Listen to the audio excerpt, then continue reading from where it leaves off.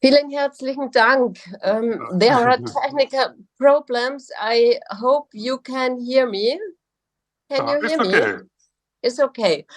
Sehr geehrte Frau Dakaite, liebe Kollege Olekas, liebe Gäste.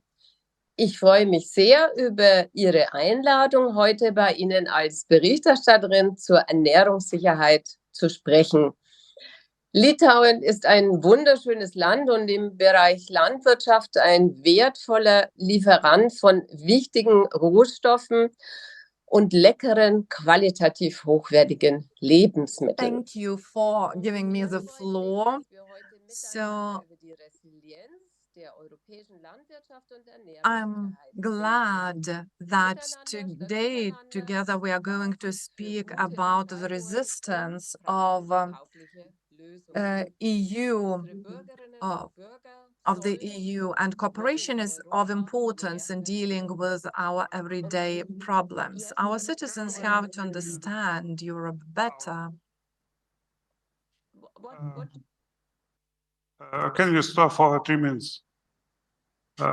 Paprašykit vertėjas, prašau, kad kol žmonės pasiims ausines vertimui, kad truputį luktertume 2-3 minutės.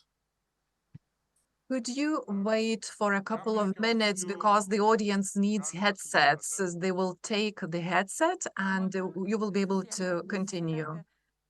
Dankeschön. You know, there are technical problems here in my office, but now I start again. Ich freue mich sehr über Ihre freundliche Einladung. I have certain technical issues in my office, but I will resume. Thank you very much for inviting me to the event as the speaker on the global food security. Lithuania is a EU member and it is an important supplier of agricultural raw materials and food products. So I'm delighted that today we are going to speak about the resistance of the EU and food security. I believe that cooperation and discussions allow us to deal the problems together. Our citizens want to understand Europe better, and they should understand Europe better. So our farmers need our support because the global food security is not something taken for granted. The COVID-19 pandemic and the consequences of Russia's brutal war in Ukraine impoverished people because of increasing food and energy prices and made their life more difficult. I'm speaking about people living in Europe because the number of people in poverty is growing, so it's important to ensure food security. The part of population which cannot afford healthy food amounts to 30% all over the world, and I believe that we should take action. We have to prepare Europe for crisis better.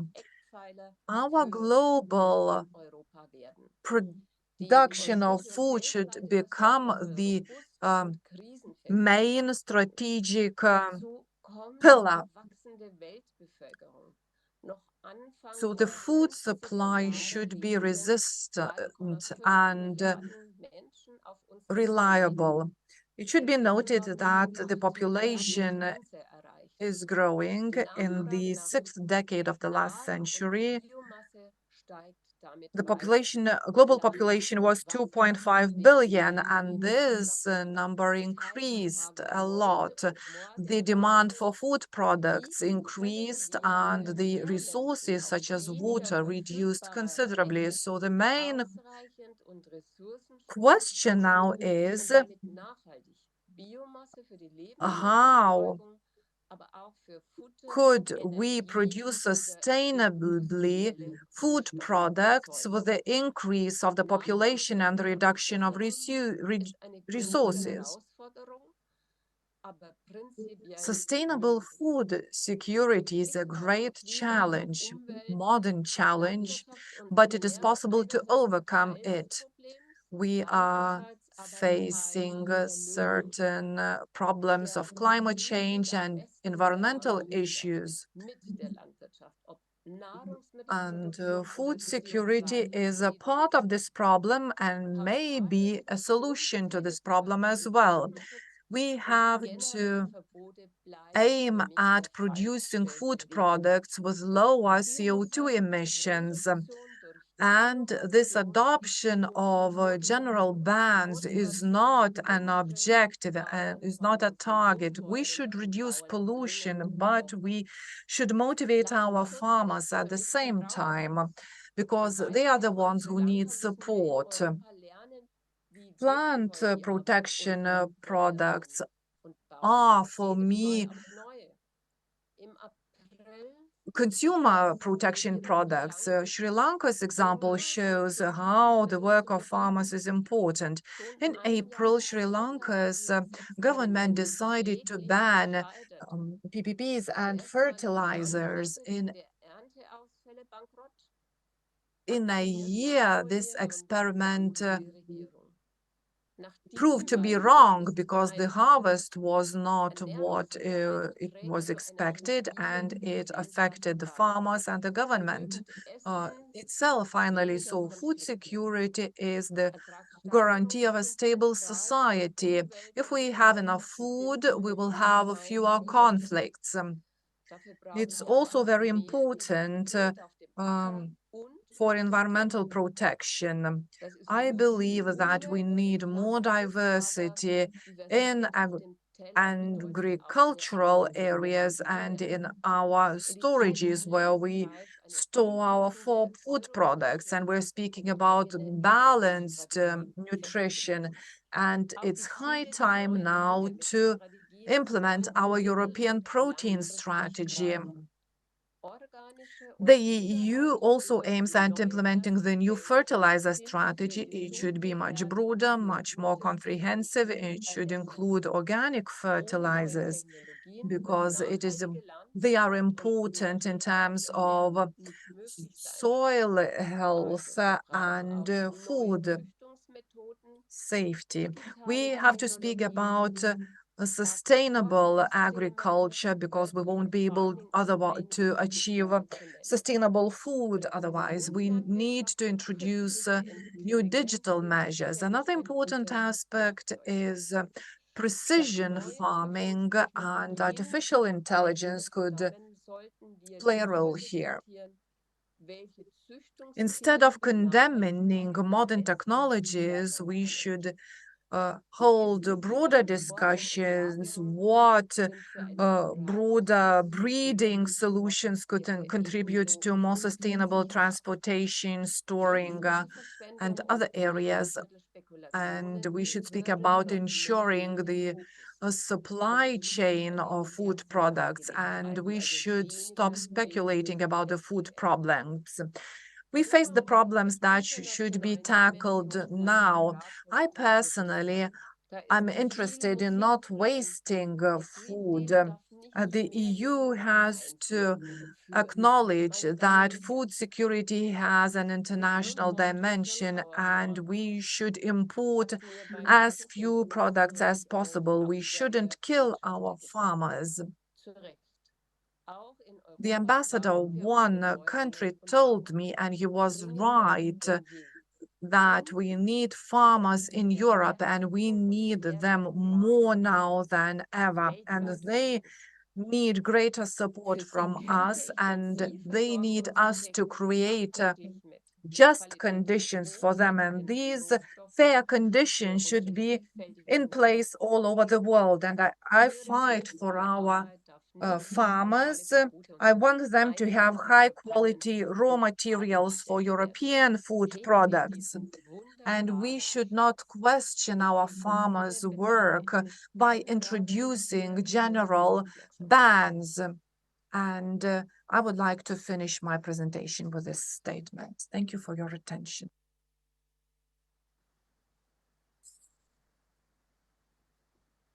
Ačiū, Marlene. Ir mes jums turime klausimų. Thank you, Marlene. And we have a question to you from Lithuania. Pirmas būtų, A couple of them. You've mentioned that Europe needs to prepare for crisis time, but it seems that we are creating mini crisis. Farmers have to deal with new requirements all the time. So, how do you see this in practice? How Europe should prepare for this crisis?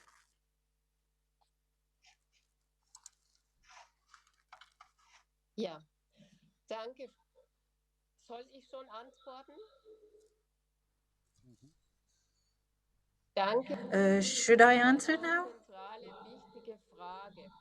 Wir müssen unseren Thank you Bauern very much for this question. The question is a very important one. We do have to trust our farmers.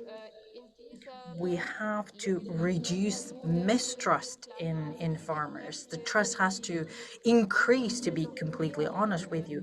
In this term of office, it seems that there are people who are pro-regulation, more and more regulation, and in the European Parliament, we want to mitigate and Commission's desire to regulate more. Unfortunately, we are not always successful, and we have to compromise.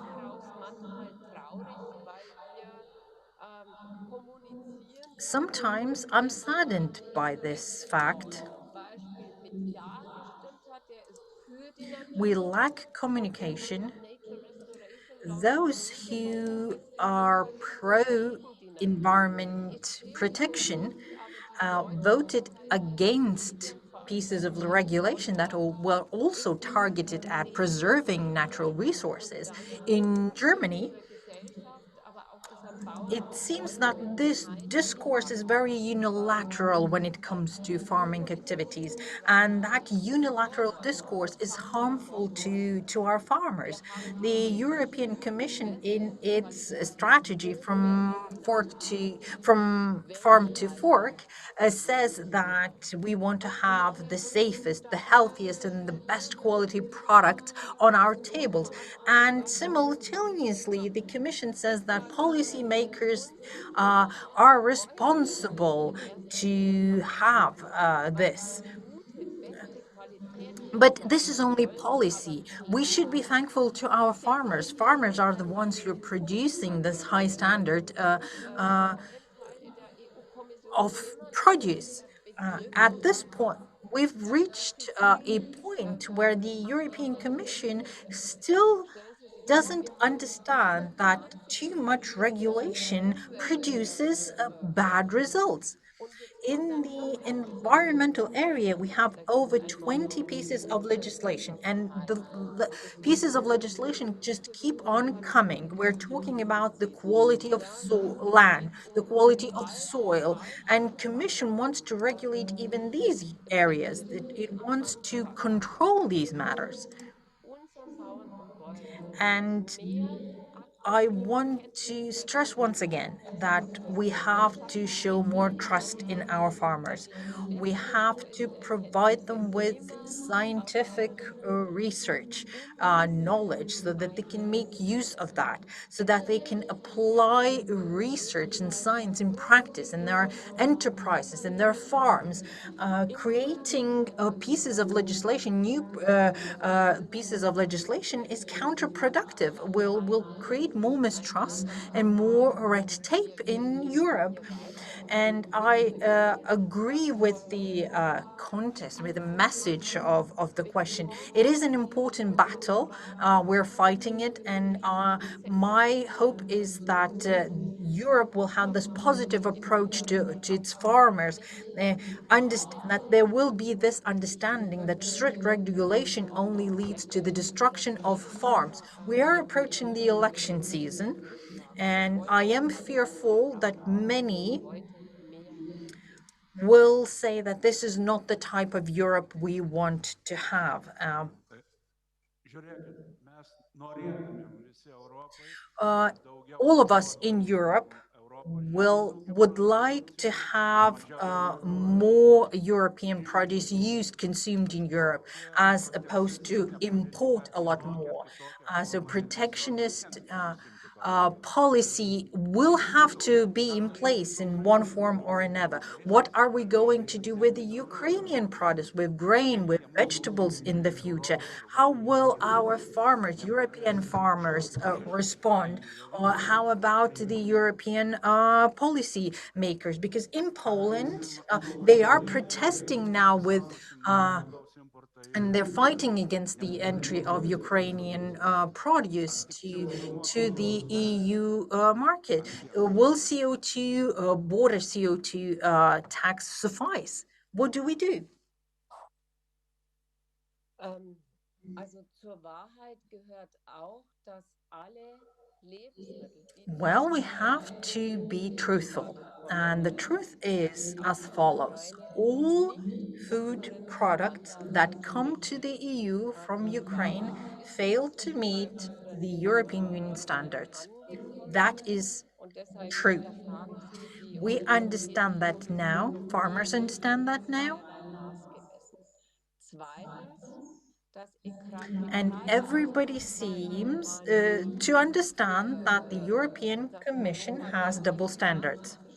Grain from Ukraine was never intended to EU 27.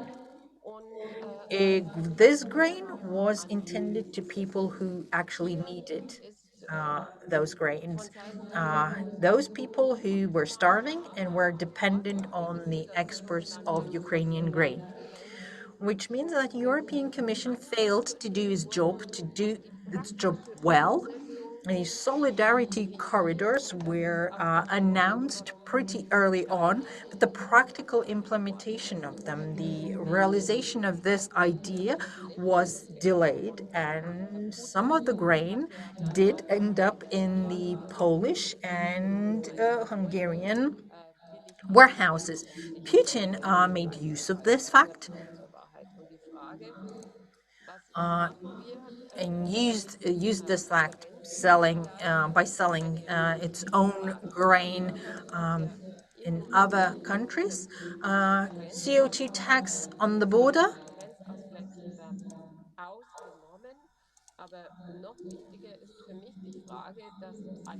is not applied in practice.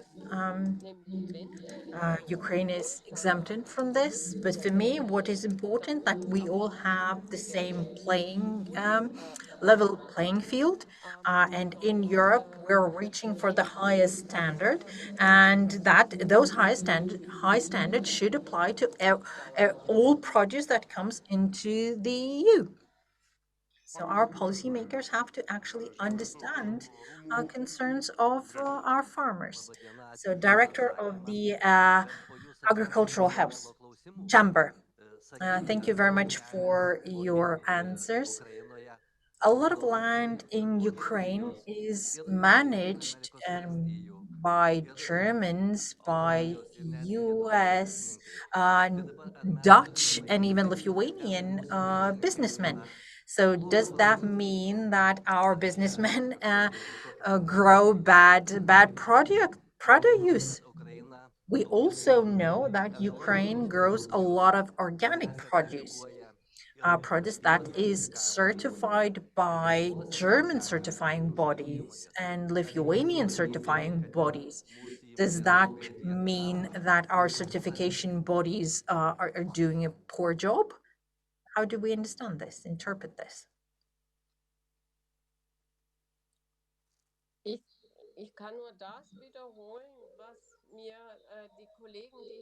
I can only repeat what I was told by colleagues who have direct experience with this and what I keep hearing from them.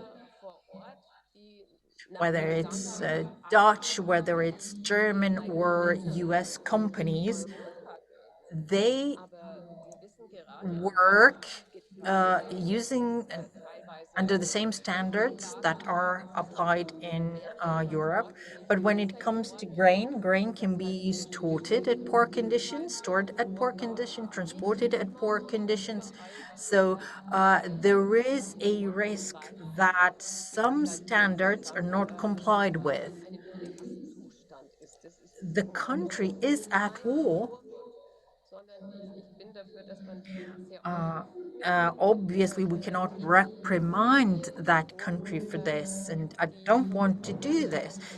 What we need to do is just to speak openly about this. We are controlling the produce, we are conducting laboratory tests, and I cannot tell you in great detail what portion of the product is non-compliant with our standards. But there's also a risk of corruption, and I don't want to point fingers, but this happens as well. Thank you very much. Our time is up. Oh, I'm sorry, we have the last question from the Gintautas Kniušta, chairman of the Rural Committee of the Parliament, Lithuanian Parliament. When Lithuania joined the EU, European Commissioner gave us a very strict promise that regarding direct payments to Lithuanian farmers. It's 2023, and Lithuanian farmers are still among the farmers in the EU that receive the lowest payments from the EU, though quite the opposite was promised. So the question goes to you. Our Lithuanian European Parliament members don't do anything about this. You're talking about supporting farmers, about trusting farmers, but the European Parliament forecast says that the number of farmers in Europe will go down by millions and will be only 62% from the 2012 levels.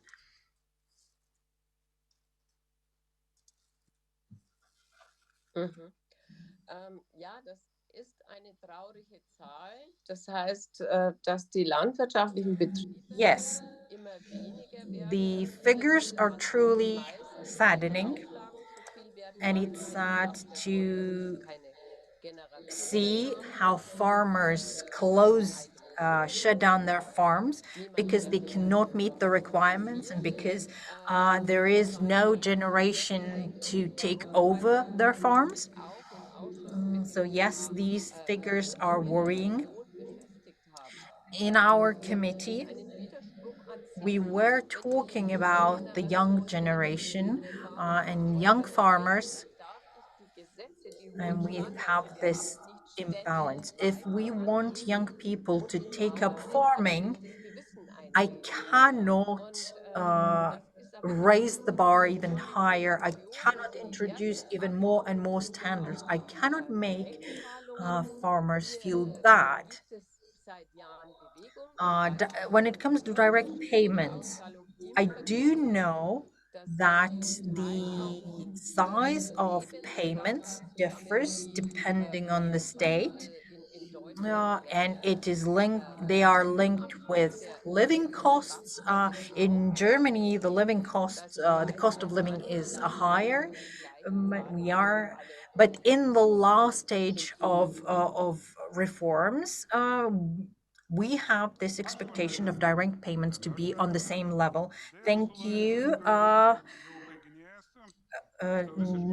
We are running out of time. Actually, we have run out of time, and we can only conclude with the last idea from Marlene. Ukraine does pose a threat